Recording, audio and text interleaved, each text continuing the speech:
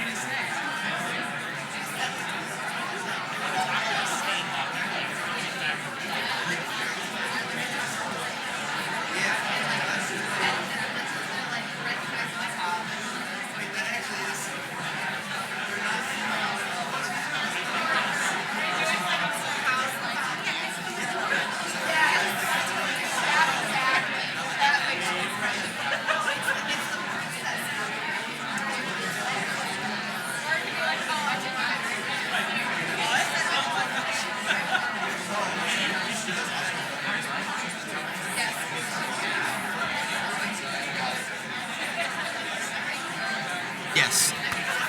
Bench. Oh, you mean this?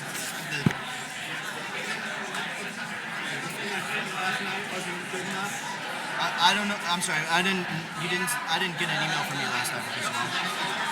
Yeah, I'm really.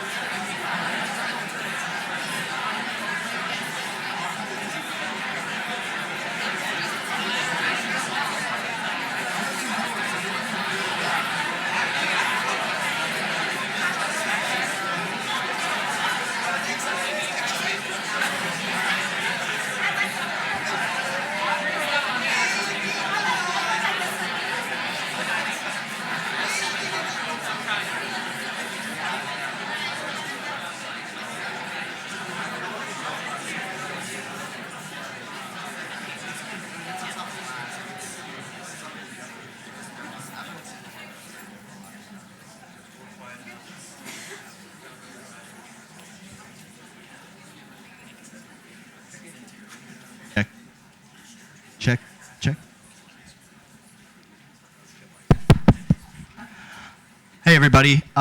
Thank you guys so much for coming out. My name is Rob Esrock. I'm the Chief Justice of this 2019-2020 Sherman Minton Advocacy Board. It's been my great honor to serve in this role. I just want to take a minute and talk a little bit about the competition, about the competitors, and some of the people that made this possible. As some of you guys may know, our competition is named after Justice Sherman Minton, who was an Associate Justice of the United States Supreme Court. His picture hangs back there in the back of the courtroom, and he is watching the arguments tonight, I'm sure. I also just want to thank all the friends and family of all the competitors who came down tonight. It makes a huge difference to have your support, so thank you all for coming. For the last 8 months, our board has been designing, organizing, and running this competition, the largest student event in the law school. The competition itself took place over the course of 3 months. It involved 130 students, 132 judges from around the country, and countless other people. Needless to say, an event of this magnitude would not be possible without the support of many people, and I'd like to recognize some of those people now. First of all, I would like to thank our competition board. The competition board consists of 3L students who have a passion for advocacy. These individuals have done a tremendous amount of work over the course of the semester, from judging arguments to grading briefs to serving as liaisons between competitors and judges, among many other things. They made this competition truly seamless. So if you were on the competition board, can you please stand and be recognized?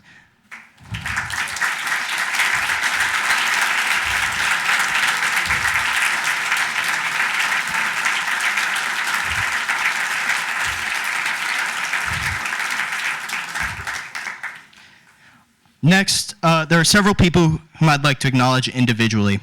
If you're in the room when I call your name, can you please stand? And the audience, can you please hold your applause until the very end? First, Chelsea Browning, who's the reason why today's event is even possible. Second, Professor Inga Vandercruz, who's the reason why we have such an amazing panel of judges before us tonight.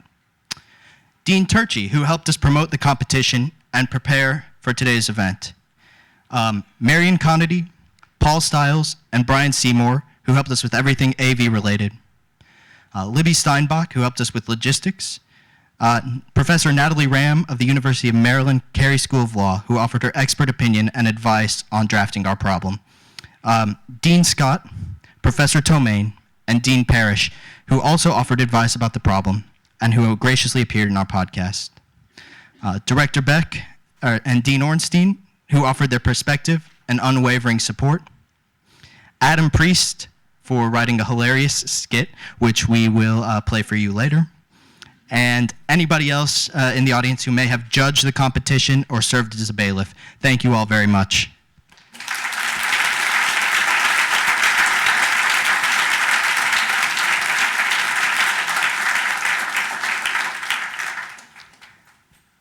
Last, but certainly not least, I would like to introduce 11 of the smartest, hardest working people I've had the honor to work with, the executive board. These individuals care so much about this competition. Their passion, creativity, and amazing work ethic is unparalleled. It's my absolute pleasure to work with these people.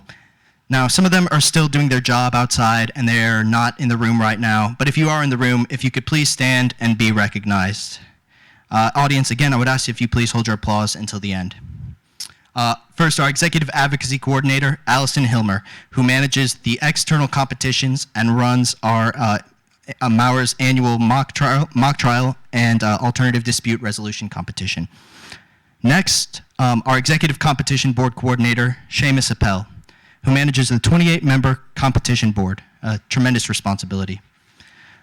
Next, we have our Executive Judge Coordinators, Betsy Astrup and Sam Carson, who somehow persuade lawyers and judges to take time out of their busy schedules to come down and judge moot court, and who make sure that these judges are well informed about the problem. Our executive problem coordinators, Emily Gilliam, Daniel Thompson, and Evan Anderson, 3 of the most creative people I know who have spent innumerable hours researching legal issues and current events, coming up with creative ideas, and tweaking and perfecting the problem that the competitors are arguing today. Our executive competition coordinators, Amanda Vaughn, Mary Rachel Durso, and Ben Wade, the organizational masterminds behind this competition, whose work I never had to second guess, and who went above and beyond every single chance they got. And lastly, Professor Seth Lawn, our faculty advisor. I've learned so much from working for you, Professor Lawn. Your passion for this competition is unmatched. Your great intelligence and wisdom are the reason why this competition has such a great reputation and why it's lasted for 54 years. A big round of applause for our phenomenal board, please.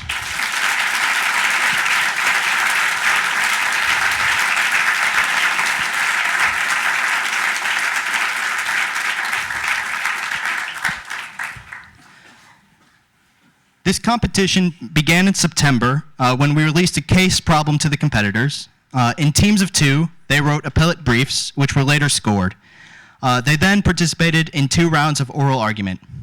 Their brief scores were combined with their oral argument scores, and the top 64 competitors advanced to a head-to-head single elimination bracket. The top 4 finalists are now arguing before you today. At the end of the day, 2 of them will be declared champions. However, there were several very worthy competitors who could have very easily been standing here today. I'm now going to turn it over to Amanda and Mary Rachel to introduce some of these competitors, the top 32.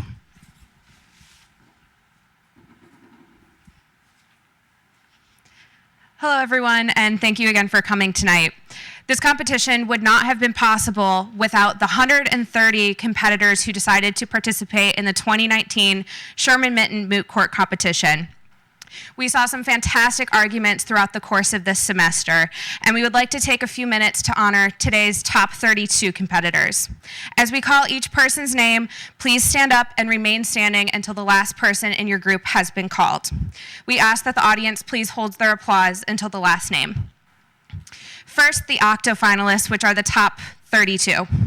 Josh Felty, Melanie Grossman, Clara Gutwein, Drew Halter, Andrew Ireland, Shane Kelly, Callie Kidwell, Kevin Crotchide, Ziyu Ma, Zach Pfeiffer, Jordan Sainer, Mary Strong, Tanner Watson, Joseph Wiegand, Trevor Warby, and Rita Zia.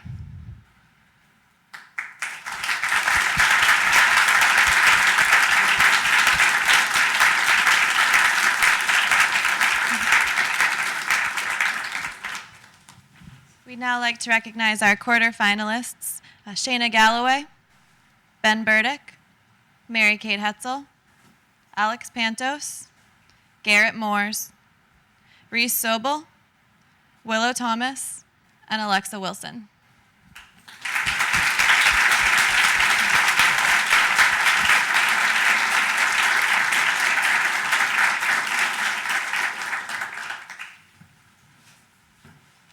And now for the semifinalists. Audrey Brittingham, Estefano Martinez, Janelle Shankin, and Liam Williams.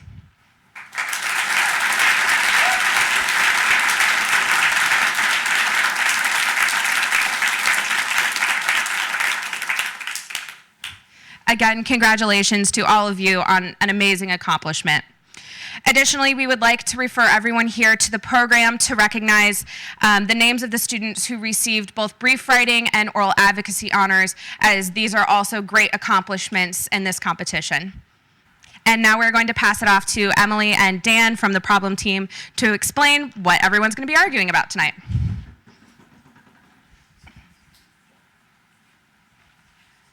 Thank you again to everyone for being here tonight. I'm Emily Gilliam, and I, along with Evan Anderson and Daniel Thompson, are the masterminds behind this year's case problem. This year's problem integrates 2 burgeoning areas of privacy law, DNA and big data. Specifically, whether you have a privacy right in your DNA and whether that right can be overcome under exigent circumstances. And also whether you have a constitutional right to sue or standing to sue if your personally identifiable information is leaked but not actually misused as a result of a data breach. Our story begins back in March, when a newly discovered noxious disease was found in an ancient reindeer carcass off the coast of Greenland. This disease, named Green Isle after its origin, is unknown to modern human immune systems. It is deadly and spreads with unprecedented ease. Green Isle quickly made its way south and penetrated the fictional state of Arcadia and the city of Lockton. The Lockton Health Department immediately initiated its protocol for mitigating disease outbreaks, which included tracking down individuals thought to be infected with the virus and testing them. One such individual was Rosemary Deacon, our plaintiff in this case, who was an unsuspecting graduate student and part-time waitress in Lockton. After visiting a contaminated convenience store, Deacon was flagged as possibly infected, so a health department official came to her home to test her for the virus, which consists of a buccal swab to the inside of the cheek. Deacon protested, but ultimately the swab was taken anyway and tested at the health department. Deacon indeed was found to have tested positive, but didn't appear to have any symptoms of the disease. Suspecting she might have some sort of genetic immunity, the health department officials retained her sample, which contained her DNA, and sequenced a portion of it to use for research. This taking, retention, and sequencing of her DNA gives rise to Deacon's first claim, which is a constitutional due process claim. She says that under the 14th Amendment, she has a privacy right in her genetic information and that the city's actions violated that right. The city argues that there is no such privacy right in one's DNA, but even if there was, its actions were justified because of the pressing public health crisis. But Deacon's problems didn't end there. I'm going to now turn it over to my colleague Dan to discuss what happened next. Thanks, Emily. So in the middle of this public health crisis, the city of Lockton is also facing another crisis, a data breach crisis. So Emily had previously mentioned that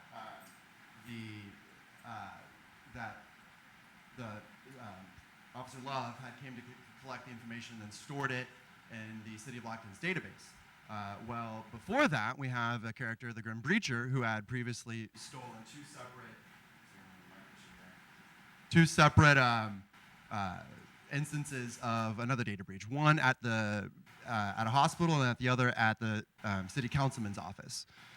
So he eventually gets to the city health department and has a third instance of hacking and steals the PII, the personal information of both Rosemary Deacon and her genetic information. Thank you. I think this is going to be a little bit better. Can you guys hear me? Thanks. And so now that Grim Breacher has this information, Rosemary Deacon finds out about it. And so she decides to submit a complaint to add a negligence claim against the city of Lockton for negligently handling their security protocol. But in order for her to do this, she has an issue. She has a constitutional standing problem. In order to bring a suit, you have to meet the requirements of Article 3 of the Constitution, and one of those requirements is that you have to suffer an injury. Now, the Supreme Court, in limited circumstances, has identified future harms as being one of these types of injuries, and this is one of those instances where Rosemary Deacon may or may not, we're about to find out, have suffered a future harm.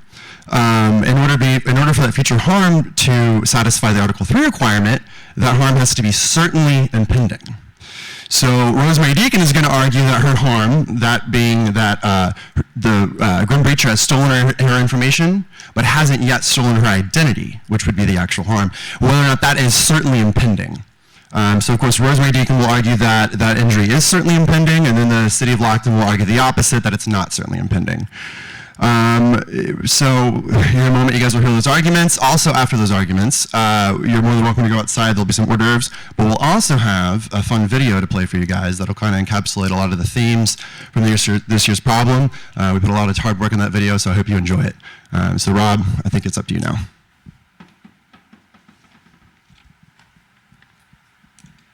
Thank you, Dan and Emily. All right, everybody, so we're going to convene court now, so please turn your cell phones off if they aren't already. Also, please refrain from leaving during the arguments. If you must leave, please do so as quietly as possible in between the arguments. Thank you very much, and we hope you enjoy the competition.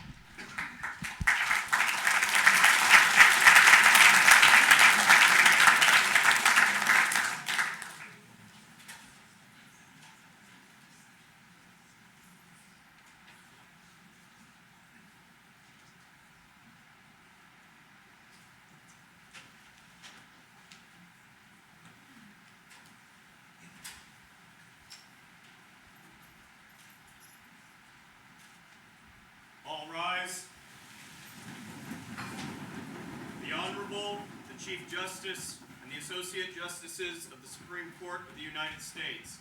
Oyez, oyez, oyez. All persons having business before the Honorable, the Supreme Court of the United States are admonished to draw near and give their attention, for the court is now sitting. God save the United States and this honorable court. Please be seated.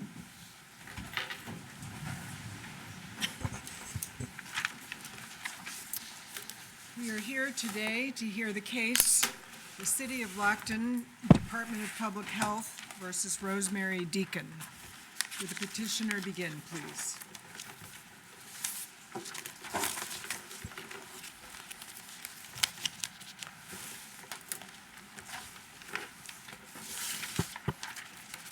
Good evening, Madam Chief Justice, and may it please the court. My name is Dakota Coates, and I represent the petitioner of the City of Lockton's Department of Public Health. We are here today to respectfully request that this court reverse the circuit court's decision and grant the petitioner's motion for summary judgment. Tonight, we will assert that the circuit court erred in finding that the respondent had a privacy right in her DNA, and that the Lockton Code 105A is rationally related to the prevention to the spread of disease. Alternatively, we will assert that the circuit court incorrectly applied strict scrutiny analysis, as the statute in question is narrowly tailored to address the state's interest at hand. Now, this court, in analyzing fundamental rights and liberties, has often searched through our history, our tradition, and our legal practices to discern whether or not a right is implicit in our ordered liberty. With regards to privacy, this court has generally recognized two particular areas: decisional privacy, the right to make particular decisions, and informational privacy, the right to confidentiality with regards to certain information. However, this court has also recognized that neither of these are absolute, nor are they all-encompassing. With regards to the issue before us today, Rosemary Deacon has asserted that when it comes to taking one's DNA for the purpose of preventing the spread of disease and ensuring that the city can protect its citizens, that it violates both of those rights. However, Your Honors, that is simply not true.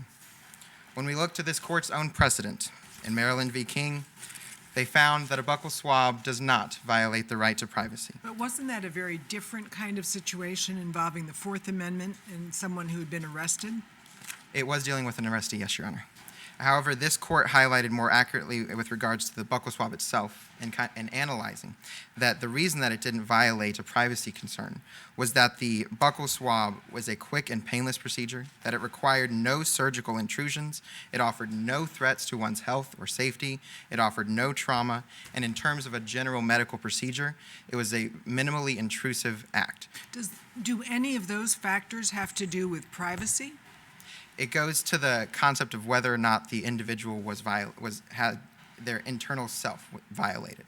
So with regards to whether it was an arrestee or a regular individual, since it was such a minimally intrusive medical procedure, the court in that instance found that yes, in the context of the Fourth Amendment, it did not violate privacy.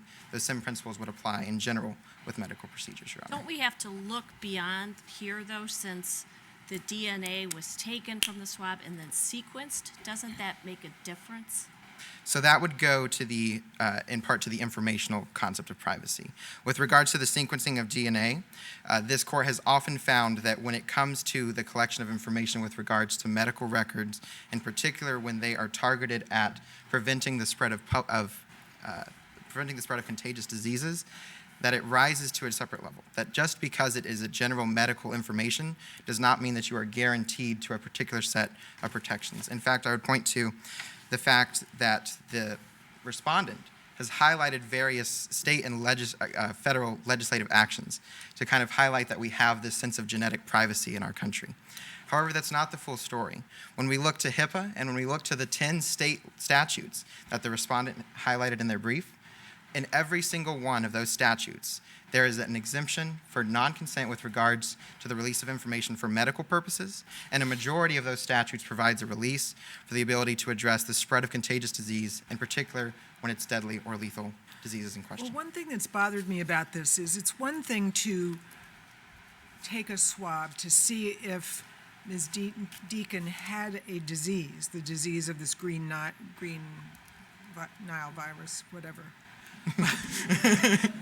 Yes, Your Honor. But it's another thing to sequence her DNA for other purposes, because you decided that she was testing positive, but my understanding of the disease is you come down with the disease within 7 days of being exposed. So you decided that she was tested positive, but did not have the disease. So why doesn't that stop any interest that the city would have?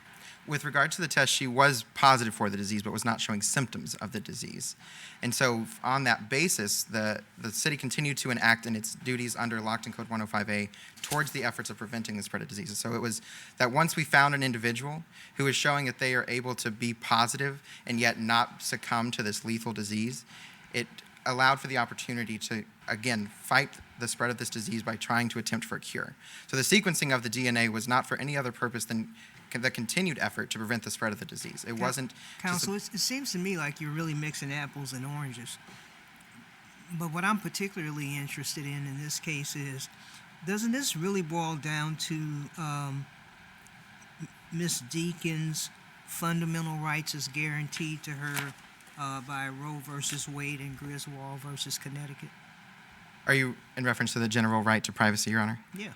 Well, the right to privacy, as this court has often said, is not absolute nor all-encompassing, that there are certain exceptions to the right to privacy, and it doesn't expand to all categories just because an individual would like to assert that there is a right there. It has to be rooted in our traditions and our legal practices or implicit in the Society of Ordered Liberty. Well, no, perhaps maybe I wasn't articulate enough. Doesn't it come down to what, in fact, Roe versus Wade and Griswold provide and instruct? Doesn't Ms. Deacon have a fundamental right to make decisions about her body, which your client is infringing on? With regards to the fundamental right decision of bodily autonomy, that would be making the assumption that DNA and the body are completely the same. With regards to DNA, we shed our DNA constantly throughout every day, through the hair that we drop, through saliva that we release. No, we're talking about decisions. The decision of what can be done with her body and the products of her body. Again, with regards to the chance of medical decisions, this court has also been of the opinion, though, that not all decisions are protected under this right to privacy. Again, with regards to certain medical procedures and certain medical decisions, if they are for the purpose of preventing the spread of diseases and if they are minimally intrusive actions in those decisions, the courts, both in this court and in the lower courts, have often held that those are permissible under the Constitution. Other than Maryland versus King, what case have we decided that supports that proposition that you just stated? With regards to the option of medical procedures, Your Honor?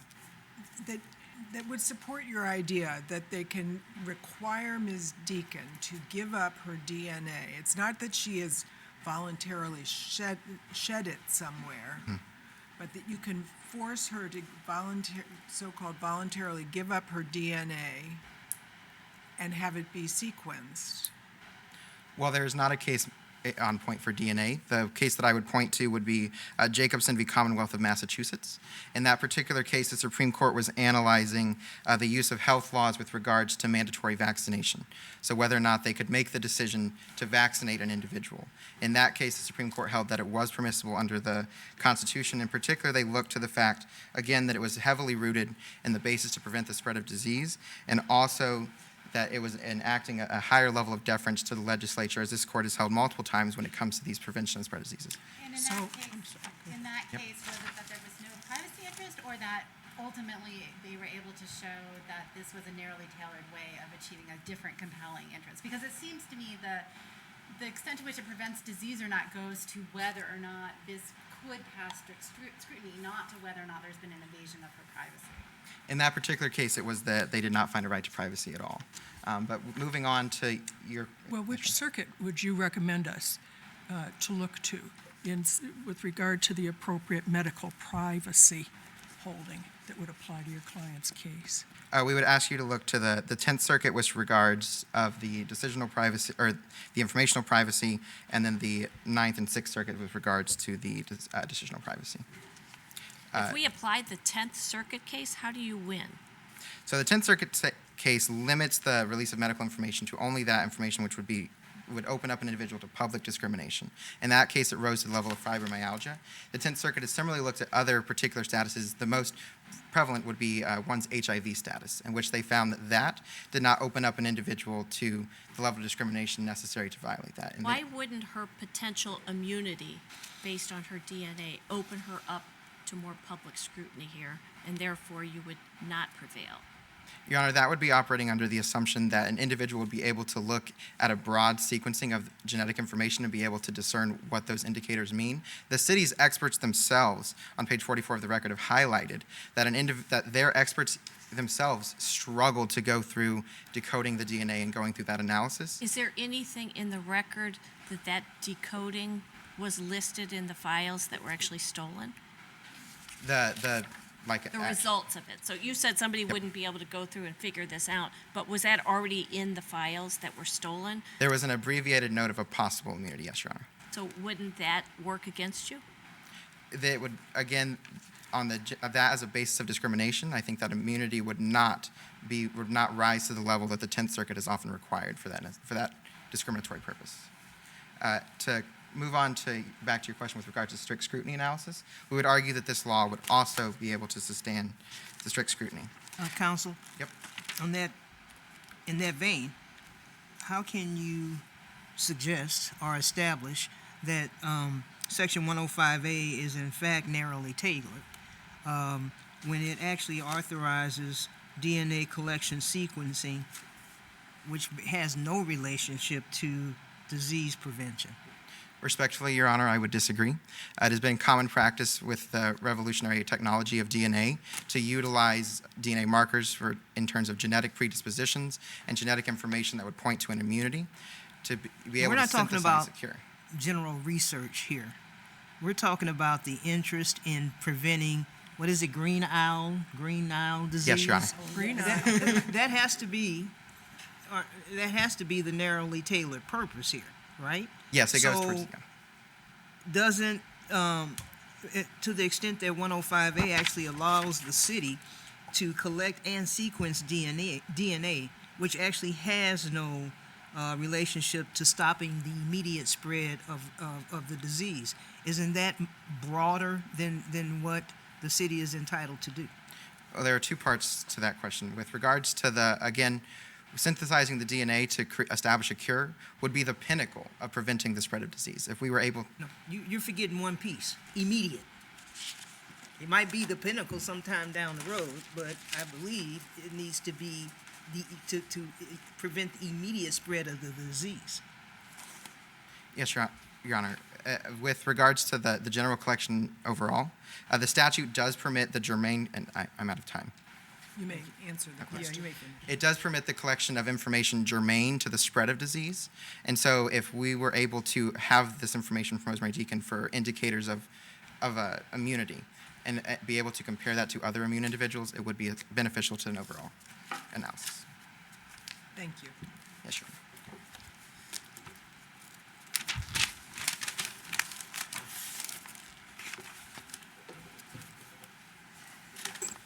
Madam Chief Justice, and may it please the court. My name is Noah Vancina, counsel for the respondent, Rosemary Deacon. In this case, the 14th Circuit has held that the collection, retention, and use of Rosemary Deacon's DNA violated her fundamental right to privacy.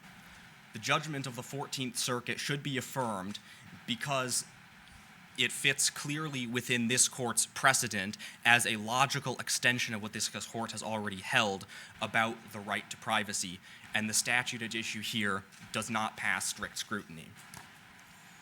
The second... Counsel, we've held that substantive due process should be used sparingly and have been reluctant to expand the areas that substantive due process goes into. Given that the Fourth Amendment already covers this area, why should we expand this to the substantive due process area? Your Honor, the Fourth Amendment is not the most apposite part of the Constitution to cover this area. The Fourth Amendment has been used by courts in the context of criminal cases, and those cases implicate very different concerns than non-criminal cases that might be covered by the 14th Amendment. this court most recently has held in Maryland v. King, as previously discussed. But in that case, the statute allowed the use of DNA after there had been arrest for probable cause. That DNA was only used for identification purposes. And in fact, the statute required that if the person arrested went to trial and was acquitted, that DNA must be destroyed. So this court noted that those were very important procedural requirements that met those rights to privacy that even people in the criminal system have under the Fourth Amendment. In this case, in that case, there was a non-speculative interest that the state had in the identification, safe custody, and bail assessments that could all be helped by finding the DNA. In this case, those just aren't the interests involved, and any interest the state does have are quite speculative. Well, the state has a strong interest in preventing the spread of this disease. We do not dispute the state's compelling interest. We do dispute the tailoring of this statute for meeting that interest. Part of the reason for that is because the statute is much too broad and allows for and the way the city has used this is to do medical testing and spend a lot of time in laboratories and take a lot of people's information, as was admitted in the record, that the city collects DNA under this statute whenever practical. So they have been using this statute to collect DNA and use it, and they assert that their interest is in curing the disease. However, that's not the least restrictive way to combat the disease, because the contact tracing that they have been doing is a way that they can find who has been infected and prevent them from coming in contact with other people. Did they need to do the cheek swab with DNA testing in order to find out who was positive? The DNA is not necessary to figure out who is positive for Green Isle.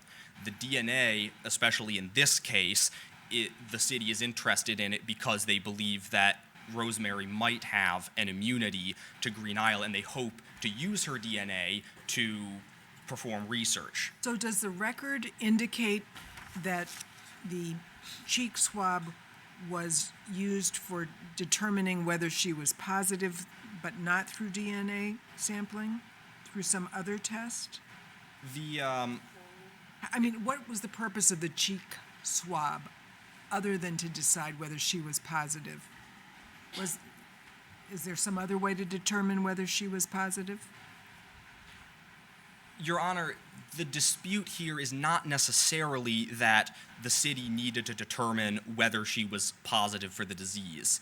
The dispute is the city's taking of her DNA in that process and the retention and use of that DNA. What impact should the fact that your client consented to the swab have on our analysis? Your Honor, the city itself admitted before the 14th Circuit that Rosemary did not consent to the procedure, and the circumstances indicate anyway that she was under pressure from a city health inspector at her door who was putting pamphlets in her face telling her that they could take her DNA, but the city itself admitted that there was no consent there. If the city had obtained the DNA by, say, picking up a piece of her hair when the inspector was there rather than doing the cheek swab, would you still be arguing that her rights have been violated? Yes, Your Honor, because if they had done that and taken her DNA without her consent, that would have violated the right to privacy that we argue she has in keeping her DNA to herself if she wants to. What if she had left a coffee cup at McDonald's on the table and the city had picked up the coffee cup and done the DNA sequencing from that? Would she have a privacy right violated there? That would still implicate her right to keep her DNA private. But she would have abandoned the coffee cup in my hypo. Yes, that is true, Your Honor, but she did not give up any of her right to keep the most personal information about her body private.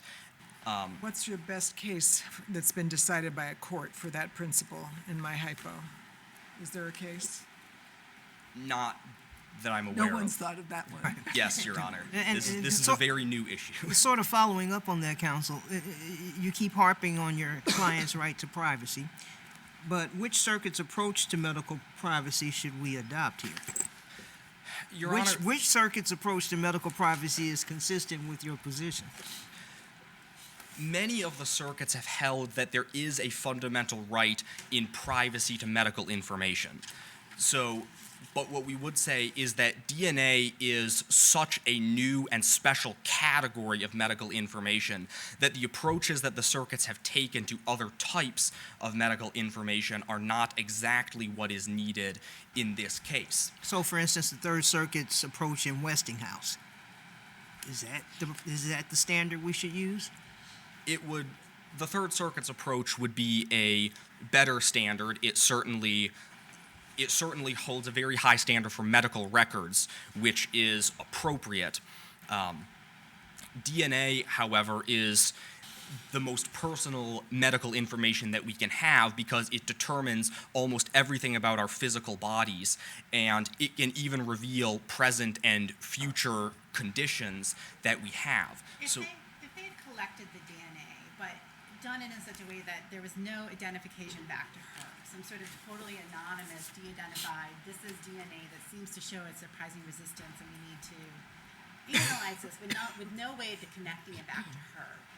That is there a privacy problem? Because then it's not her personal information. It's just this particular gene pattern might have a way of curing this noxious disease. But there'd be no, concern with stigma, discrimination, because it wouldn't be linked to her. Your Honor, in that case, it still implicates the fact that Ms. Deacon should be allowed to determine what happens to that information about her body. What if it came from the coffee cup that she'd abandoned? Again, Your Honor, Ms. Deacon has, and all people have, that right to keep that information private. Could she have a reasonable expectation in privacy, though, if she abandons her coffee cup and the DNA is on it? Your Honor, and that's part of the problem, is that our DNA is all over the place, and it would be very easy for people to harvest DNA from places like that and use it without any repercussions. Now, especially this Does becomes... that mean you agree she wouldn't have a reasonable expectation of privacy on the abandoned coffee cup? Are you saying that's true, but we should use a different test? Or are you arguing that she still has a reasonable expectation of privacy? Your Honor, we would argue that you always have a reasonable expectation of your privacy in your DNA unless you have made some affirmative step to give up that right, like you've consented to some kind of medical testing, you've consented to using your... Or you left the coffee cup and abandoned it. I'm sorry, Your Honor? Or you left the coffee cup and abandoned it. That's an affirmative act. Yes, Your Honor, but nobody who leaves a coffee cup is expecting that they're giving up their right to have their DNA private. If that were the case, nobody could go anywhere or do anything because their DNA would be on something. But their fingerprints, you would agree, can be ascertained by the police if they leave their coffee cup abandoned in a McDonald's, right? Could be, Your Honor, but fingerprints also are less sensitive than DNA and contain less personal information. Part of the concern, especially with people being able to pick up DNA without repercussions, comes in the area of human cloning. Now, it would be a serious violation of a person's right to make decisions about their body if somebody can come along and clone their body. Now, while we don't immediately have the technology to make that work all the time, betting our policy and our constitutional rights on the assumption that technology will not advance there is not the approach that this court has taken or should take in this case. Let me ask you this, counsel. I'm trying to get to the bottom line here of your position. Is the bottom line of your position that while the city had a compelling interest in certainly responding to this disease and testing your client and others to see if they were positive, once she was not positive, that their compelling interest in that manifests itself in the sequencing of her DNA and the retention of her DNA ended? Is that In other words, once she was not positive, that in your mind, in the state's interest in eradicating this disease as it related to your client? Yes, Your Honor. The state's interest is not in eradicating the disease through finding a cure. So what the city was doing when it was taking DNA was hoping to use it for medical testing. Now, that is the city's regular policy of taking DNA whenever possible. But you're distinguishing that interest from the interest in eradicating the spread of the disease. Yes, Your Honor. So If we find that there is not a right to privacy and the rational basis test applies, can you win under the rational basis test? yes, Your Honor, we think so. Because, first of all, the statute allows for the preventing of the spread of diseases. There is no specific statutory language allowing the eradication of diseases. So we think that that's an extra textual use that isn't grounded here in the statute. Furthermore, this statute is overbroad and is used in ways that do not further compelling interest generally, because the city's agent, Tony Love, admitted that they use the procedures more frequently than you'd think, and that the city has used those procedures for particularly bad outbreaks of the flu. Now, that kind of use of the statute shows that they're not even looking at their compelling interests, and that this is just much too broad generally to even be constitutional at all. So the record shows that they've been doing DNA sequencing on people with testing positive for the flu? Is that right? I'm trying to clarify what the record shows. That is not specifically stated, but it is certainly the implication from the fact that the record shows that the city takes DNA whenever possible, and that it does use these procedures, has used them for outbreaks of the flu. Am I correct in understanding the factual record is that one of the reasons the city maintained her DNA sequencing information was for the hope to be able to contribute to an antidote to Green Isle? Yes, that was their stated reason for sequencing the DNA when they thought that she might have an immunity because she didn't show symptoms. That seems to be an awfully important public health purpose that the city has. It is, Your Honor, but there are other ways. First of all, the eradication, again, is not the most closely tailored way of doing that, and if they wanted to use her DNA, hopefully to find a cure, then there were other ways the city could have gone about it. They could have tried to get consent from Rosemary and talk to her about the importance and their hopes for using her DNA, and given her some confidence that they were going to use her DNA appropriately. In this case, Why would that be applicable here, though, given the time sensitivity? People are dying within a 3-week period of showing any signs of this new disease. So to expect the city to have to go out and get consent from everybody who they want to swab and sit down with them and explain all the pros and cons, why is that reasonable here? Because, Your Honor, first of all, it's going to take a long time to even develop some hope of a cure anyway. So Is that in the record? It is the experience of developing medical cures of all types. So you are inviting us to speculate. It's not as much, it is not a... Taking the invitation back. Sorry. Thank you, My time Counsel. is up. Thank you. Your Honors. Rebuttal?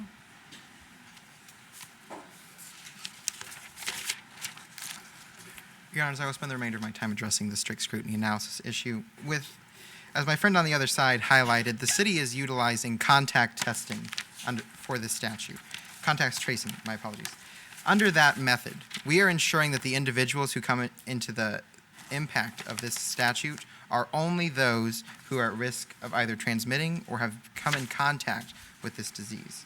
With regards to whether or not the buccal swab was the most necessary choice, the statute has outlined 4 potential tests: a nasal swab, a buccal swab, a blood sample, or a urinary sample. Accordingly, circuit courts have often highlighted that the buccal swab in comparison to a urinary test or to blood tests is least intrusive and one of the most painless of the potential options. That was likely why Mr. Love selected that, because it was the least intrusive option of those 4, which are all common medical practices with regards to tracking the spread of disease. But we're not talking about how intrusive was it for them to take the sample. The question is the sequencing and retention after a determination that she was in fact not positive. That's something different, isn't it? With regard, again, Your Honor, with regards to the retention of the information, that was for the purpose of eradicating the disease. And from all the cases that exist with regards to a court's analysis of the spread of the disease, the inevitable conclusion is the best way to prevent the spread of the disease. To develop a cure that can stop it from spreading through and continuing to kill hundreds of our citizens would be the inevitable conclusion of a statute that's designed to prevent the spread. Dramatics aside, that still doesn't account for immediacy versus remote.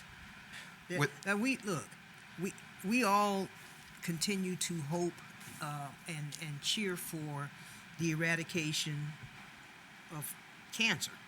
And support the research, but that does not speak. That's something different than attacking an immediate outspread of a disease or a virus, which the state and the city have the right to try to eradicate immediately for the protection of the public. These two things seem different to me. Your Honor, on pages 23 to 24 of the record, where it details the reasons in which the city collects and maintains the DNA information, it highlighted that the reason that they were maintaining some of this information was for addressing the issue in the near future. They were looking to establish enough potential immune individuals that they would be able to but utilize. Here we go again, near future. Near future, I mean, seriously, counsel, is there anywhere in the record where the city has established, or there's any evidence that with the collection, retention, sequencing of DNA, that there was a specific plan or protocol that would have allowed them to address or have the possibility of eradicating this disease within a relatively short period of time? Madam Justice, may I answer? Answer yes. Your Honor, there is no particular mention in the record that there was a time frame or a set procedure. With regards to the general time that they had held the information, it was for only 88 days. The average for most statutes across this country with regard to the retention of medical information for the purposes of eradicating diseases is usually at its lowest 3 years, at its highest usually 10, and that this would have fallen well within those boundaries. Thank you for your time.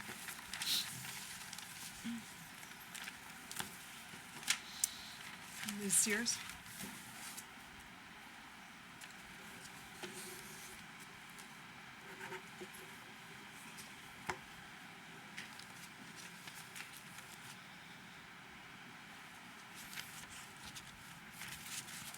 May it please the court. My name is Haley Sears, and I represent the petitioner of the City of Lockton. This case is about the City of Lockton, a small municipality with limited resources who, despite having a cybersecurity system that is 2 times more secure than the industry standard, suffered from a data breach. It's about the federal courts exercising jurisdiction over cases and controversies as mandated in Article 3, and not over mere speculation of future harm. And lastly, it's about the overriding and time-honored concern this court has had about keeping the judiciary's power within the proper constitutional sphere. We believe we're entitled to have our case reversed and remanded because Ms. Deacon did not suffer an injury in fact, and therefore does not have standing under this court's certainly impending or substantial risk standard in Clapper. Counsel. Yes, Your Honor. Why isn't the Seventh Circuit's standard that's set forth in, I believe it's Remedios, and also followed in the 6th, 9th, and DC circuits. In other words, that the increased risk of identity theft is sufficient for Article 3 standing. Why isn't that the proper standard? Well, I'd first like to distinguish that in those cases, specifically Krautner in the Ninth Circuit and Rimahas in the Seventh Circuit, a named plaintiff in those cases alleged misuse or access of their personal information by the thief. We do not have that in this case.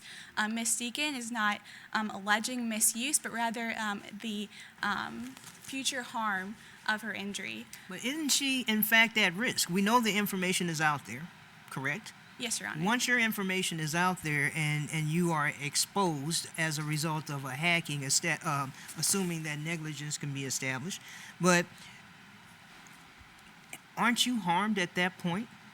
Do you really have to wait until the hacker steals your money out your bank account? We believe under the certainly impending and substantial risk standard you showed, Your Honor. In this certain case, Ms. Deacon is relying on a list of contingencies to occur before her information is actually misuse. In Clapper, it specifically said that those an injury which depends on the occurrence of a series of possibilities, none of which is certain to occur, is insufficient. We find no different. Weren't there, in fact, 5 people whose DNA information was misused in this case? Yes, Your Honor. There was 5 individuals who had their bank accounts fraudulently opened. I thought it was 2 individuals with the bank accounts, but there were 5 individuals with their DNA actually misused. Am I misrecalling the record? I believe it was 5 individuals who had fraudulent bank accounts and 2 individuals with their genetic sequence was sold. So the fact that there were others of the 300 or so who were affected by the theft, who had the exact problem that Ms. Deacon is worried about, shouldn't that factor into the certainty issue that the Supreme Court talked about in Clapper? We would argue that it wouldn't. That this court has repeatedly reiterated in cases such as O'Shea, Lyons, and Rizzo that these past wrongs do not in themselves amount to the real and immediate, certainly impending threat, injury necessary to make out a case or controversy. So the existence of a past injury or nor speculation of the possibility of future injury in these cases rises to the case and controversy needed to establish standards. So just because it's happened in the past, Your Honor, doesn't mean it'll happen in the future. We just do not know at this point. But in this case, isn't it a fact that the grim breacher had actually hacked into other hospitals and medical facilities to steal the same kind of DNA information? Currently no arrests have been made in this case to certainly establish that it has been the grim breacher. Assuming it was a grim breacher, we would also like to argue that under these cases, while it shows that there was intent to use this information maliciously, as I don't know a lot of hackers that use them for goodwill purposes, but we are making the argument that her information hasn't been misused yet, that out of the 4,638 individuals that had their information copied on page 47 of the record, Ms. Deacon was only one. Can't we reasonably infer, though, that the hacker took this information in order to misuse it? What other reasonable inference could there be for the hacker taking the information? Yes, Your Honor, and we're not arguing that there was other reasons for the hacker taking the information. Okay. What we are arguing is that shouldn't be enough. Under this Spokio standard, when it has to be concrete and particularized, actual and imminent, we're arguing that it doesn't meet those standards, that it isn't concrete and particularized, and it isn't actual and imminent, as her information hasn't been misused yet, Your Honor. So at this point, I recognize that it's only been a few instances of misuse. If it got to a point where half of the accounts had been, half of the people whose data had been taken and used to own fraudulent accounts, at that point, would you agree that, of course, it's an imminent and particularized risk? Your Honor, I wouldn't want to put a number on it because this varies in various situations. But I would want to once again point back to this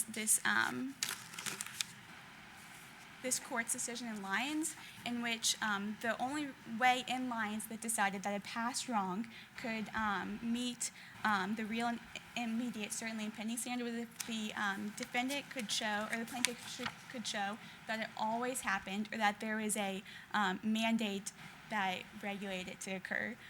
But isn't this case different from Lyons in that it's an ongoing event, in that, according to the record on page 25, 5 people's genetic sequences have been sold or offered for sale online, suggesting that the Grim Reaper is just beginning an ongoing process of offering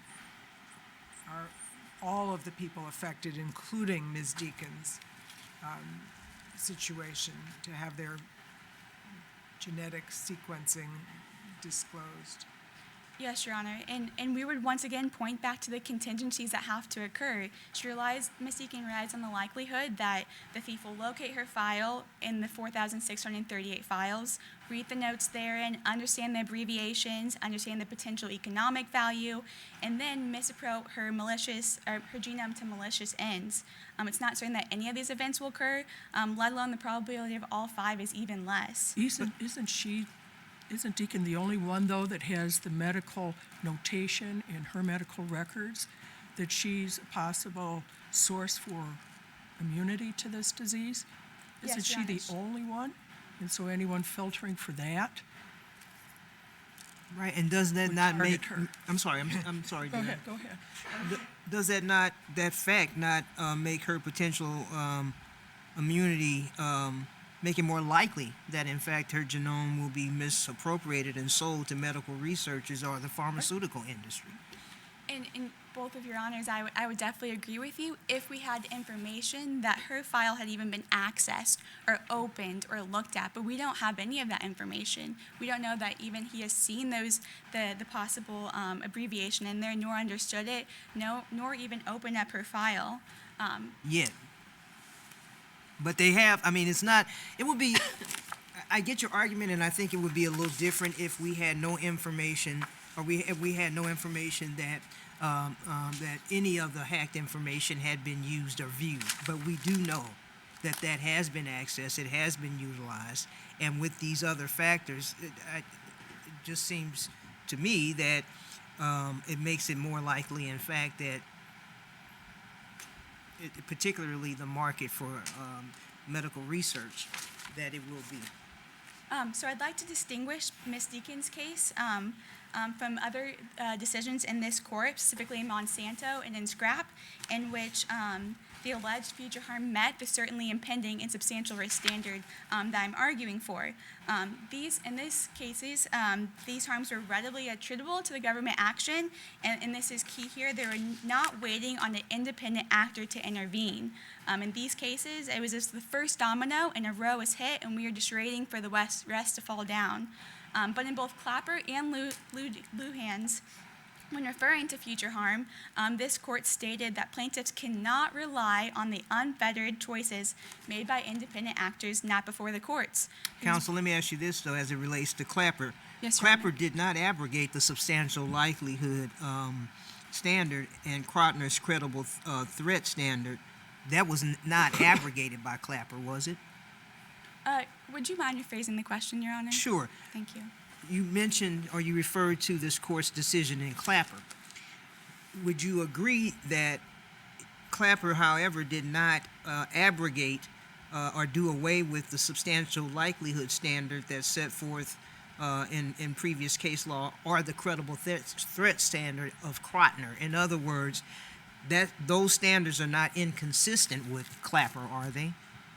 I would argue that they are, that the reason that Clapper put forth the substantial and risk and certainly impending standard was to try to put forth a uniform way of settling these cases. But why wouldn't the court have specifically abrogated its prior standards if it was creating a new one?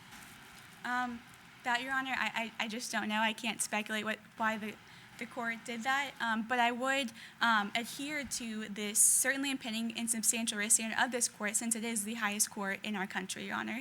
If I could draw your attention to the state construction of what the state law provides, and we're talking about this in terms of a negligence claim, right?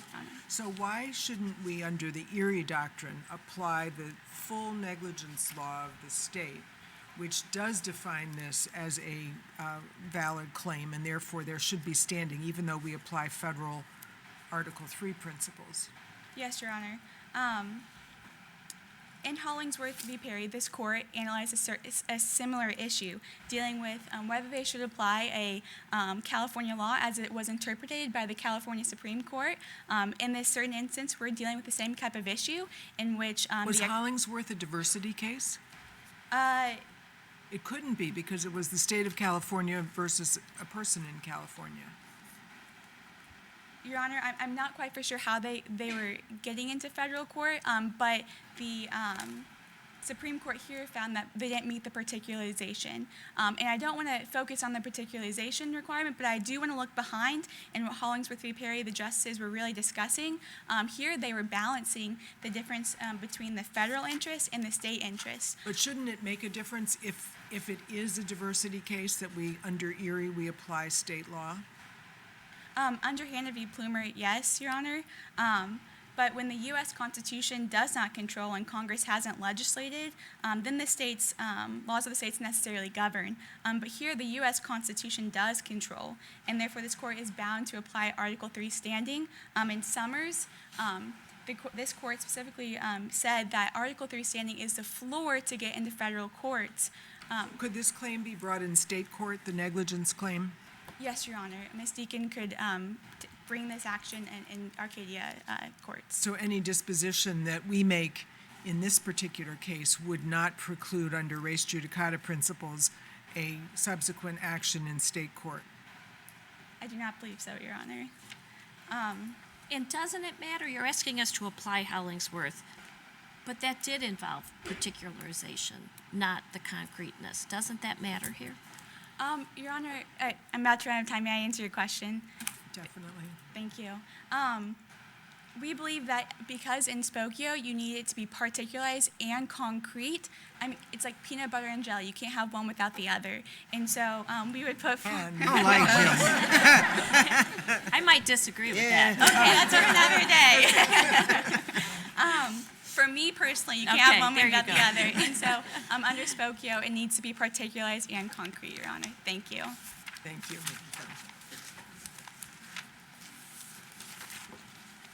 Ms. Meredith?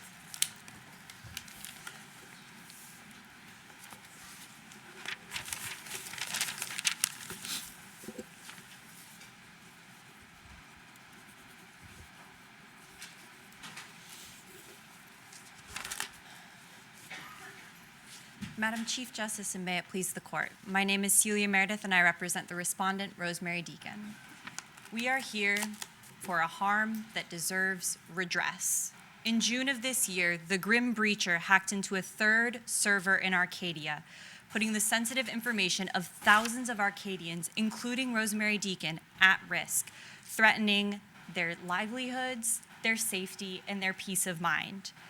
We ask this court affirm the circuit court decision and find that this hack has caused Ms. Deacon an injury in fact sufficient to establish standing and maintain a negligence claim for two reasons. First, an increased risk of identity theft after a data breach is sufficient to establish standing under Article 3. And second, because state-recognized harms may appropriately inform standing analysis for federal courts sitting in diversity. You are, it sounds like, advocating for the standard that the Sixth and Seventh Circuits have adopted. If we apply the standard that the First, Second, Third, and a couple of other circuits have adopted, can you meet that burden? Yes, Your Honor, although we do argue that the Third and Fourth Circuits, for example, in Beck and Riley, have more closely followed the certainly impending standard that was articulated in Clapper, which we believe to be incorrect in the context of data breaches. The substantial risk of harm was also articulated in Clapper, where this court acknowledged that there are different kinds of harms may require different kinds of tests. Why is Clapper inapplicable to the data breach area? What, have we said anything that leads you to conclude that? So in the certainly impending standard, first Clapper did articulate both of those, but the certainly impending standard was used in Clapper because Clapper specifically dealt with a threat not only to national security, but also questions of proper separations of power. This court acknowledged that that would thus require a higher standard to ensure that the constitutional needs were being met. A substantial risk of harm, on the other hand, appropriately balances the prudential concerns of Article III standing while embracing a more modern conception of increased harm that comes as data breaches become more common and more personal information is put at risk. So what's the line that you would ask us to draw as to when each of these standards applies? Is it just in national security threat cases that the higher standard applies? There may be other instances in which the higher standard applies, but for data breaches specifically, the substantial risk of harm is more appropriate. And when looking at substantial risk of harm, there are three things that lower courts have looked to that are appropriate to examine further in data breaches. Well, I want to go back a little bit because I'm still a little uncomfortable on the standing issue as it affects our jurisdiction. And I guess the question is, why should a state court be allowed to define the elements of our federal jurisdiction? In this instance, the state law would not be defining standing overall. We agree that Article III standing applies, but that within Article III standing, the injury in fact prong incorporates substantive legal aspects in examining what sort of harm deserves redress. Now, in Spokeo, this court said that an injury in fact must be an invasion of a legally protected interest. Because this is a negligence cause of action and the state has defined a harm that deserves redress, that harm can be incorporated into the injury in fact standing. So this court would rather be referencing the Arcadia Supreme Court, which is better situated to define harm under Arcadia state law, to be included in Article III standing, rather than saying that Article III standing does not apply, which is not correct. This case was brought in federal court, and we need to meet that Article III minimum standing. To continue speaking about, because first there are multiple injuries here. The question of state harm looks to the harms set forth by Arcadia, so anxiety and a breach of trust, which was acknowledged in Witt versus Jean Genie. But Ms. Deacon also, as my friend on the other side has mentioned, is suffering from an increased risk of identity theft. Now, an increased risk of identity theft can be a future harm sufficient to establish an injury in fact under Article III standing when we examine three elements of the data breach. First, the information that was at risk. Second, the intent of the hacker. And third, the actual access to and misuse of that information. What's the authority for that proposition? So it's examining a number of cases for the kinds of information. We can look at, for example, Krotner and Ramijas, in which case in Krotner, where names, addresses, and social security numbers were accessed on an unsecured laptop, the court found that that information was sensitive enough such that an increased risk of identity theft was an injury in fact. Similarly, that's a lower court. That's not us talking, right? Correct. This court has not yet had a case of identity theft attendant to a data breach.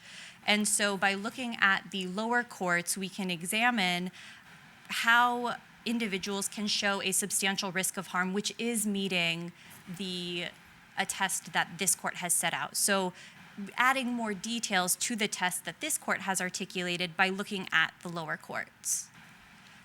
So in this case, it was not only Ms. Deacon's name and social security number that were breached, but also her date of birth and her genetic information. All of this information is incredibly difficult, if not impossible to change, and can be used for a long time, which places Ms. Deacon at a substantial risk of identity theft, particularly when we consider the intent of the hacker. As we have already mentioned this evening, the Grim Breacher, this is the third hack of the Grim Breacher. The first was of... Hold on for a minute, counsel. We don't know who the hacker is, right? How do we know what the hacker's intent is? Examining the police reports in the record, so on page 47, the police have stated that they believe that this breach was perpetuated by the grim breacher by examining the evidence, the style, and the information taken. Did a lower court make that factual finding? Did the trial court determine that? The trial court determined that, and the 14th Circuit also agreed with that finding. So the grim breacher has not only hacked 2 other locations, but has then misused that information. Over 4,000 individuals' information was accessed in the Department of Health breach. Over about 300 of those individuals' information was placed for sale online. 5 of those individuals specifically had their genetic information put online, and 2 individuals have already had bank accounts fraudulently opened in their name. But your opponent argues that Ms. Deacon should have to wait until her information is actually misused in order for this to be available for standing purposes. How do you respond to that? Respectfully to my friend on the other side, we believe that that is under an incorrect usage of the standard. Using the certainly impending standard is exactly inappropriate in data breach cases for this very reason.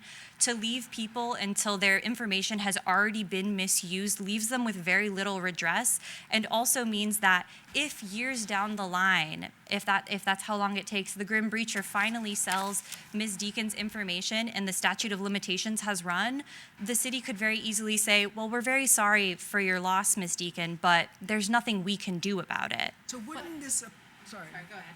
No, wouldn't this apply then to all of these credit card information thefts? That even if the hacker hasn't used the information yet, down the line, the hacker could use the information, and therefore people who are, have a credit card with the XYZ company where it was stolen can bring suit now. Isn't that a problem? So there are instances, particularly looking at the Third and Fourth Circuit, where plaintiffs who did not necessarily have, or my apologies, in the Seventh Circuit for credit card information, there were plaintiffs party to that suit that had not had their credit card information misused yet, and were still able to have an injury in fact because of the likelihood that their information would be misused. And there is a distinguishing factor in this instance where it's not just credit card information that is at risk, but social security number, date of birth, and genetic information. So this is information that is even more sensitive. And looking to cases from the Third and Fourth Circuit, such as Beck and O'Reilly, which did not find an injury in fact because there was no, quote, change in the status quo, again, leaves plaintiffs with little redress and focuses too much on the economic factors at hand. So would you contend that the data breach itself was sufficient to give her an injury in fact? That is, if there weren't yet evidence of any misuse, would you still be arguing that there is this risk of future harm? No, Your Honor, because again, it's not just about the hack. It is about, again, the information. Yes, the information that was involved. Same information taken, yes, but it has not yet been misused by the hacker. It depends on the intent of the hacker. If there is evidence that the hacker has a very strong likelihood of criminal misuse, as both the Seventh and Sixth Circuits have mentioned, presumably the purpose of a hack is to fraudulently misuse information or to assume an individual's identity. Well, then that is suggesting that basically any breach of cybersecurity could give rise to countless lawsuits by people whose information would never be used. And that is why the third prong of that test, the actual access or misuse of information, is incredibly important. We know for a matter of fact that the grim breacher has accessed over 4,000 files. About 300 of those have already been put online. So not only do we have evidence of actual access, but there's also misuse from other individuals that show that the risk to Ms. Deacon is not speculative. She is in a substantial risk of harm. Well, suppose it had been misused only in 2 instances out of the 4,900 files taken. Would that be enough? It would likely not, Your Honor. That's a very So where do you draw the line? I wouldn't know where to draw the line because it also depends still on the information at risk and the intent. Even if this court, though, does not find that an increased risk of identity theft is sufficient for an injury in fact, Ms. Deacon still has suffered a legally cognizable harm under Arcadia state law. As I mentioned, Before you go there, you said you don't know where to draw the line, but we need to draw the line for future litigants so that they know when they're standing and when there isn't. What test would you tell us to adapt? If there's no evidence of any other, or the hacker's intent, or if there's very little evidence of the hacker's intent, where do we draw the line? it's a balance. It would be a balancing test still, Your Honor, examining in relation to one another the information at risk, the intent, and the actual misuse or, my apologies, the evidence of access or misuse. These things must be balanced together. There has to be some evidence of misuse. How much evidence of misuse? Evidence of access would also be sufficient by looking at the courts that have already decided on this. They balance both access and misuse. Oftentimes it seems to depend on how much information was breached. There were thousands of individuals' information that was breached here, which suggests that there's a greater likelihood of individuals being harmed. To what impact, if at all, does Ms. Deacon's potential immunity to the Green Owl affect the standing analysis? In other words, the likelihood, or does it at all? Does that factor into the balancing test? Yes, Your Honor. It would go into the kind of information. So, as we mentioned, her genetic information is at risk. The fact that there's evidence that she has a very rare immunity to a noxious disease means that that information is that much more sensitive, and that the kind of information is overall more sensitive, lending more weight to there being a substantial risk of harm.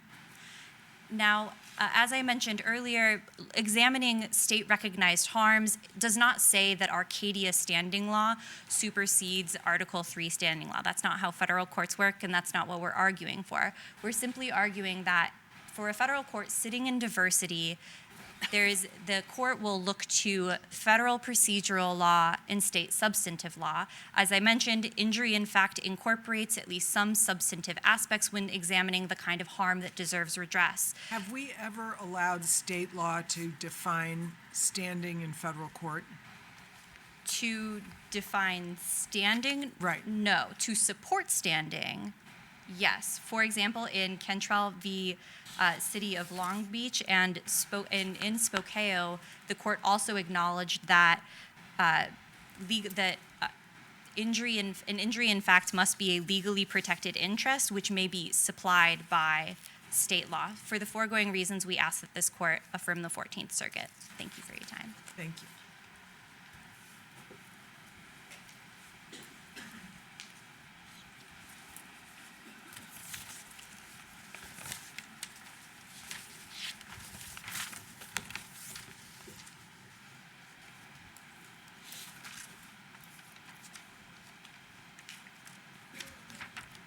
I'd like to first address Justice Moore and Justice Wyeth's concerns about the larger credit card companies in which these have been hacked. Counsel, I would actually appreciate it and ask, because I'm still hung up on this whole issue of standing based on state law.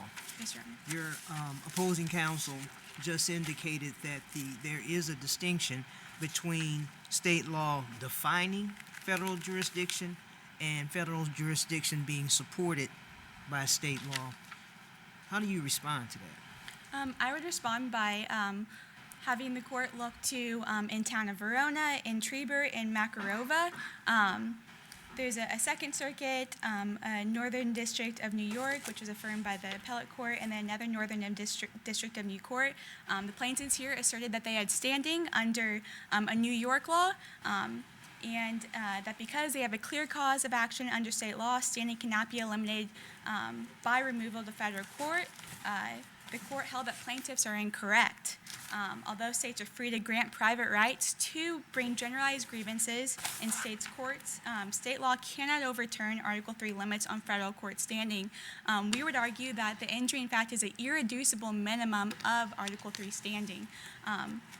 Allowing this would disrupt the concerns that Hollingsworth had for ensuring that limitations are on standing are founded in concern about the proper and properly limited role of the courts in a democratic society. So just because... Can state law ever help define harm for the injury in fact analysis? Yes, Your Honor, if it meets Article 3 standing.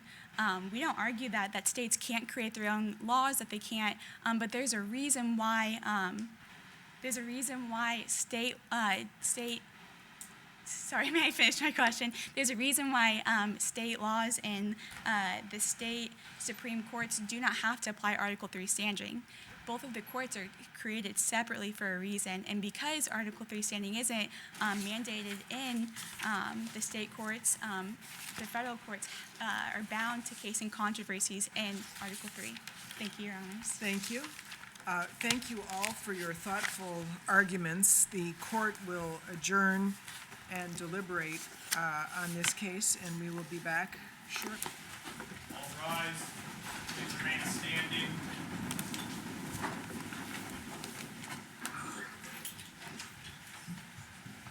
Thank you, everybody, for sticking around for the arguments. Let's give a round of applause for our competitors, please.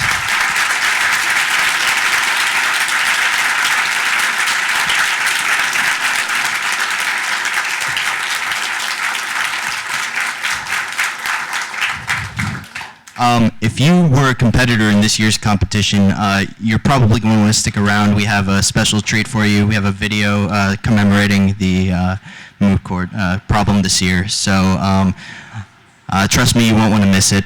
Everybody else, you can feel free to either stick around for the video or there's hors d'oeuvres out in the hallway. And please don't go too far because our judges will hopefully have the results soon. Thank you.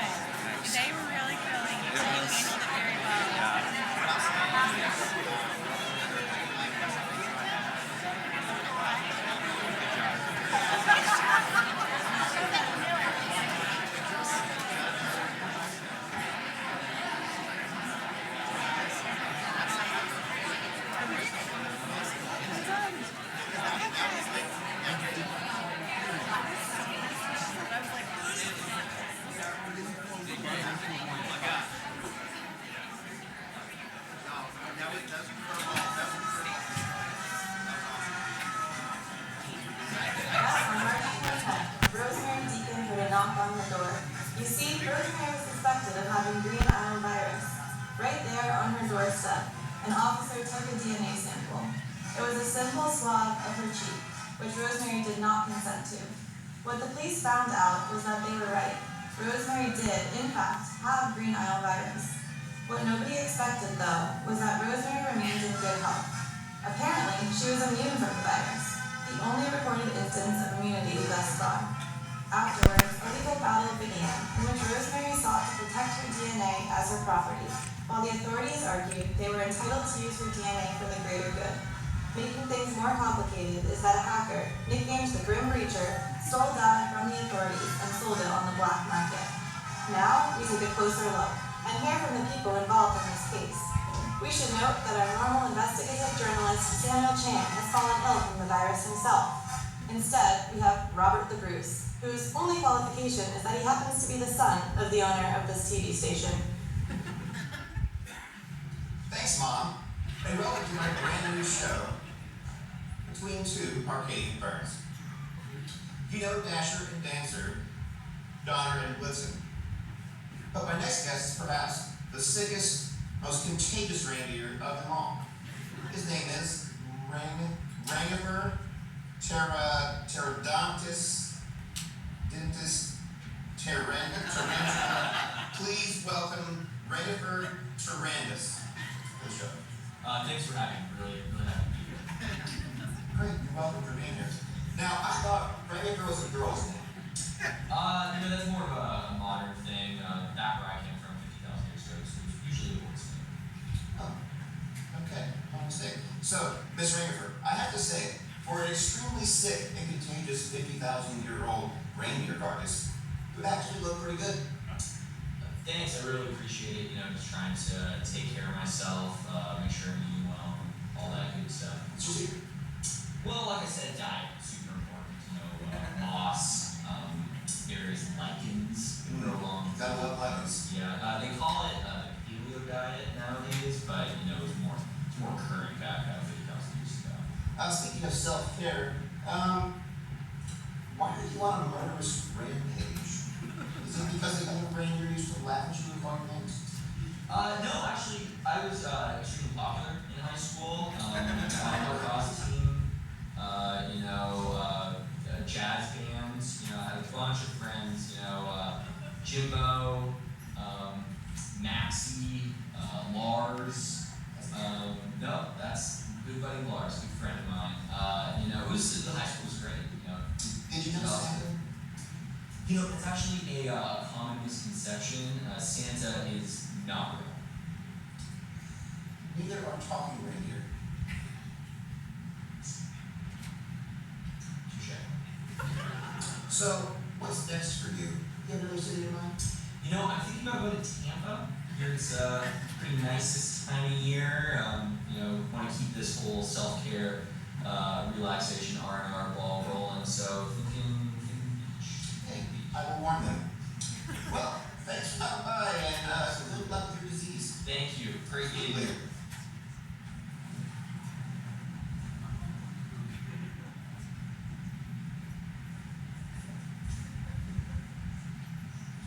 All right, and we're back on to Arcadian Ferns.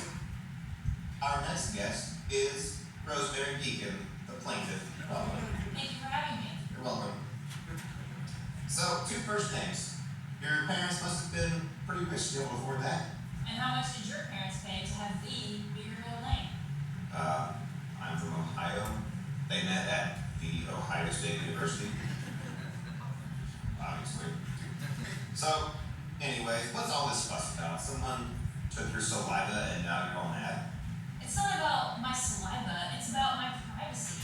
And the privacy of more than 300 million Americans. This is a serious issue. I appreciate it if you would treat it as such. Obviously, it's so important. I took one of those ancestry tests one time, and it said that I am 50% Greek god.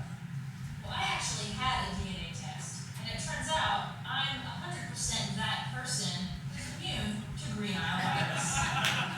I'm sure it came back and said 50% boring. What's that? Sorry, just before we continue the interview, you've got a little booger coming out of your nose there, just for the camera. I'm so sorry. It's really distracting, honestly. I'm so sorry. I've got a trash. Oh, thank you so much. I really appreciate it. It's so important to make sure that we have everything exactly right. Just go ahead and collect that. Okay, continuing on now. So we've got this immunity, and just curious why you're not willing to share the potential benefits of this. They've been telling me that this could lead to a breakthrough, a potential cure. Do you not care if your fellow Lockton citizens are cured? I don't have my attorney present. I can't really comment on any of the legal issues in this case. Of course, hide behind the law. Typical. Anyways, I've had athletes foot for 3 years. It's rough. I would like to think that if one of my fellow Wachtonian citizens had a potential cure in their mouth, they'd let me swab it. That sounds like a you problem. You can go to CVS and get some Gold Bond. That's something that you can live with. I've tried, and I'm pretty sure my point's still valid. Not really. Good luck with your foot. I need to go. Feet. Both feet. But thanks.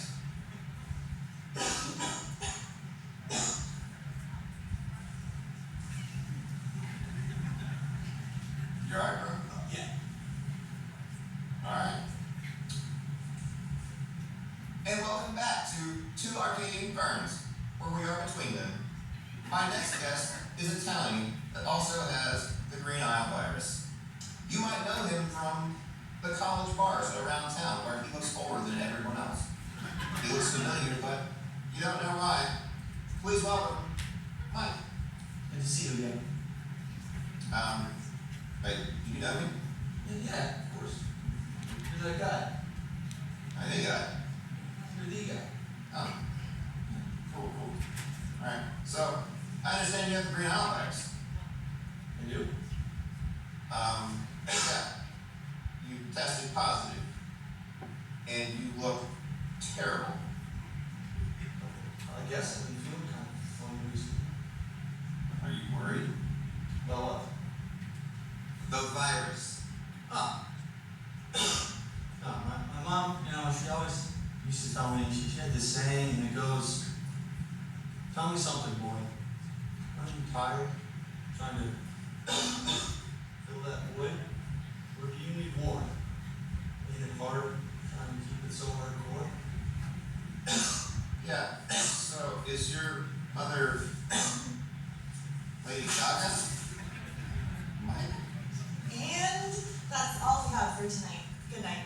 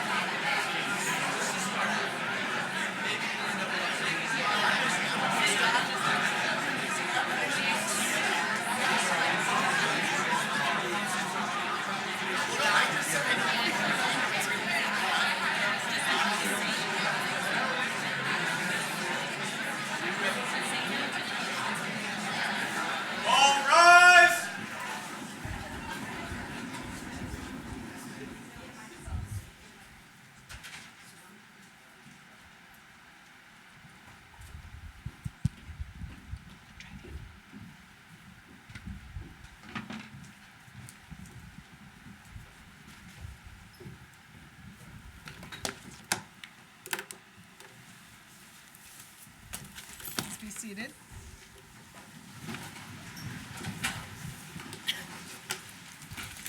All right. Okay, this works. Yes. Okay. Well, thank you all again. I know everyone has thanked you for coming, but again, thank you so much for coming, listening to our fabulous finalists, and giving them your full attention.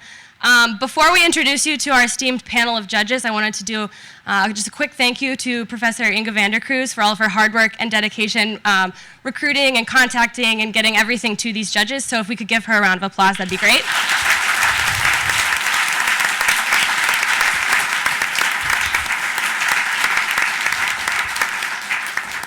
So tonight, for the United States Supreme Court, we have the Honorable Karen Nelson Moore. Judge Moore sits on the United States Court of Appeals for the Sixth Circuit. We have the Honorable Amy St. Eve from the United States Court of Appeals for the Seventh Circuit. We have the Honorable Teresa L. Springman from the U.S. District Court for the Northern District of Indiana. We have the Honorable Stacey M. Yandel for the U.S. District Court for the Southern District of Illinois. We have Dean Deborah Whitus, who is the Associate Dean for Research and Faculty Affairs and a Professor of Law here at Indiana University Maurer School of Law. So if we could give them a round of applause, that'd be great.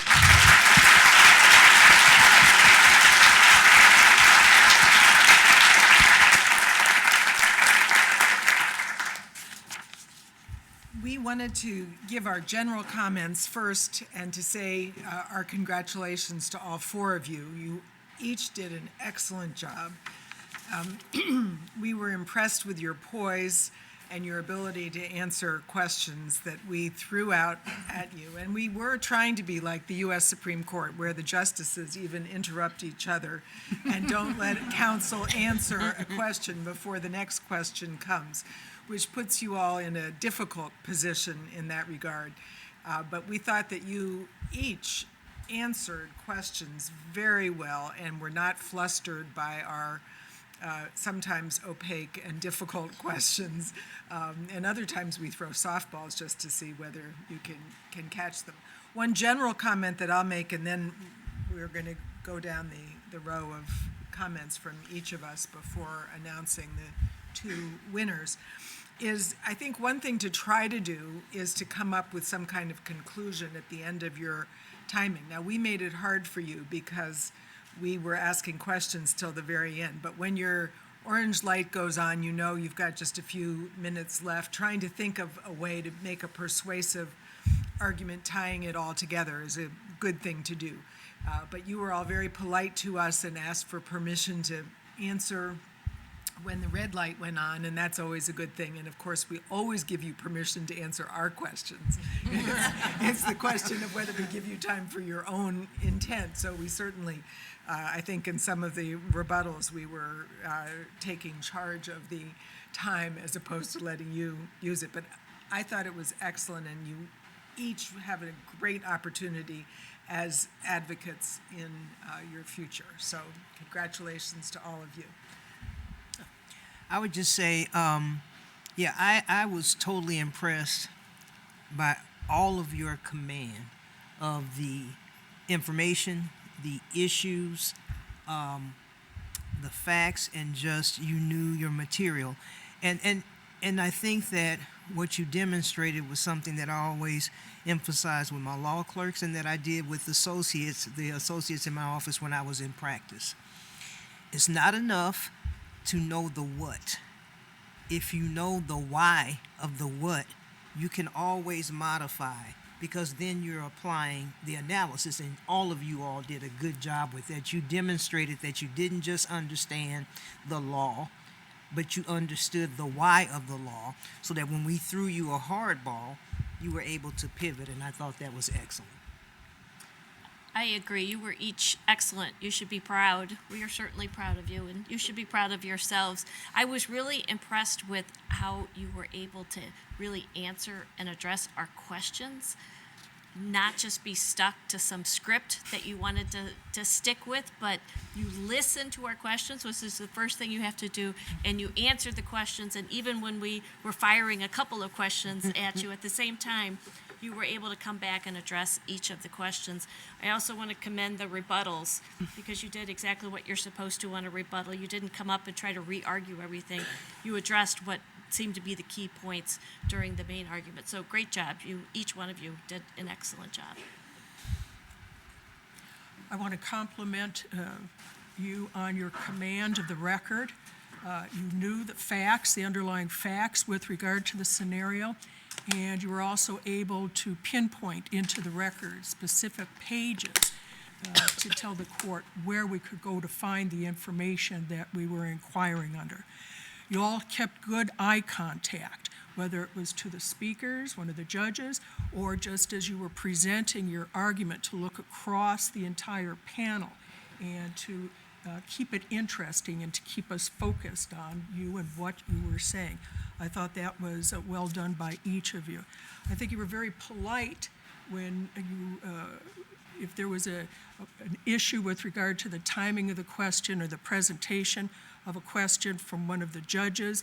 I think you used polite language like, if I could ask you, instead of saying, I just don't understand what you just asked me, instead you said, could you please, would you mind rephrasing that for me? And that was very apt, that was very appropriate. You all kept your cool throughout the presentation, very mature. Nobody stumbled on that. I have to be a little bit of a meanie, and just two things that I want to mention to help you with your presentations going into the future. Watch your use of hands. I'm like one of the worst offenders in the world. And so I'm very self-conscious of it, but make sure that when you are using your hands in public speaking to not get nervous in doing them, because pretty soon they can become a distraction, and to make it a point to only use them to emphasize a particular point. So being a bad offender, I'm just passing on my recommendation to you to avoid that so you don't get called out on it. Something else that we all tend to do, and that is use certain phrases as we're talking and to put in certain stopgap phrases. So just be careful of that too. Think out your responses before you start talking. Actually, that's very effective too when you're doing public speaking, is rather than jump into the discussion and answer right away, take a moment, pause. That has a dramatic effect and also catches the attention of the listeners to wait to articulate what you're going to state instead of rushing into it and again falling into using those type of filler words or languages. So, well done. And I would just echo everything that has been said before and also add that almost entirely you kept a good pace. And as someone who, when I am nervous, tends to speak too quickly, I was very impressed by your ability to rein that in, because I know that nerves run high at something like this, and to have enough control over your argument that when there was a pause, you knew where you wanted to get back to. And then you were polite if we redirected you somewhere else, but you sort of had in your head, you could tell the map of the points that you wanted to make sure to reach, and you did a good job of being able to go back to them when you had an opportunity.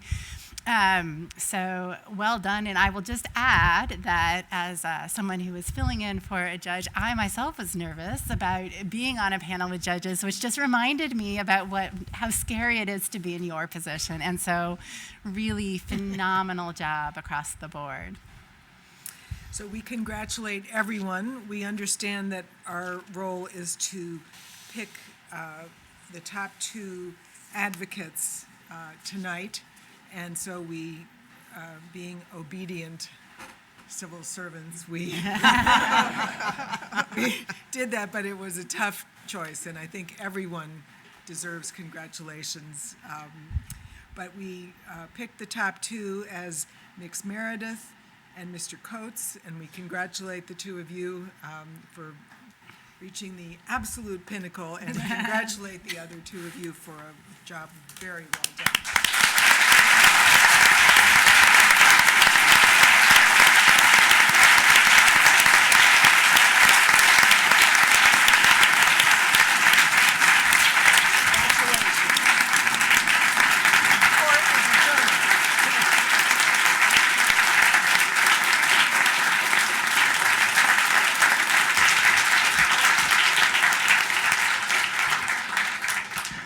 Thank you again to our honorable judges and our competitors.